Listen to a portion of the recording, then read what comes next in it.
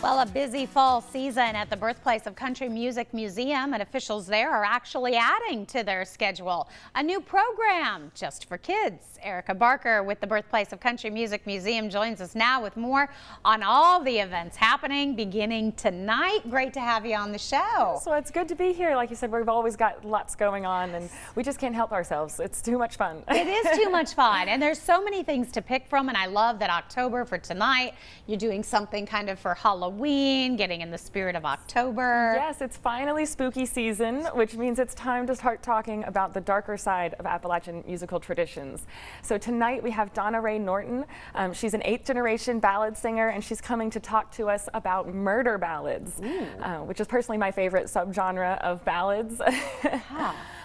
So she's going to talk to us a little bit about the history of murder ballad tradition, specifically looking at the role of women in murder ballads, which is not great in most cases. I bet not. Doesn't sound like it. Yes, usually they are either the victim or the perpetrator, but not portrayed in a very good light. And so she'll be talking about that, as well as looking at some women who have rewritten murder ballads or written their own to sort of take back control of the narrative and change the woman from the victim to the protagonist. Ooh, and she's actually going to be there tonight. She will. She'll be here in person. Like I said, she's going to do some performances as well as talking to us. So this is a little bit of a talk and a show.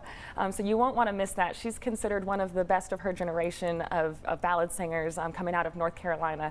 And like I said, she's 8th generation, so she learned how to do this the traditional way from her family and in person, which you just don't see that often anymore. No. So it's a really unique perspective, and she's a very talented singer. I've been listening to her the last couple of days. Getting ready for tonight. Yes. I'm very excited. And 8th generation, if you really think about that, that is a lot of tradition that has been passed on. Yes, it is. We're so excited to have her with us today. All right. And then you've got volunteer training coming up October 18th, which you said is so important. Yes, so that's next Wednesday starting at 5 o'clock. And that's going to be at the Birthplace of Country Music Museum. So if you've ever wanted to get involved with us a little bit more, come check it out. You'll learn more about all the different roles for volunteers at the museum. And like you said, we really couldn't do all the stuff that we do. We have so many programs, and it really takes a dedicated volunteer task force to make that happen. So if you want to be a part of all that, come check it out. Our volunteer coordinator is Myrissa Pierce. She's wonderful at coordinating everything.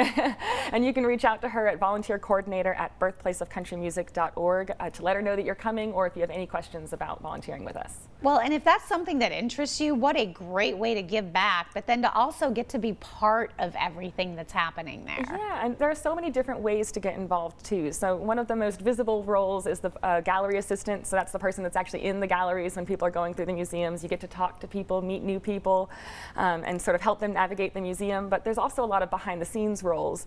So we sometimes have volunteers help us with the special tasks in the collections even, helping with administrative tasks, distributing resources to local schools and things like that we just wouldn't be able to do without just our amazing volunteers. I love it. And then speaking of schools, we want to talk about kids, because you've got something for the kids now too. Yes, we're really excited to be starting a brand new weekly program at the museum. We are a proud affiliate of the Junior Appalachian Musicians Program.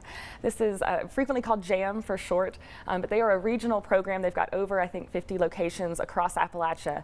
But what they do is they help support organizations like us, or very often it's schools. We're one of the few not schools, actually.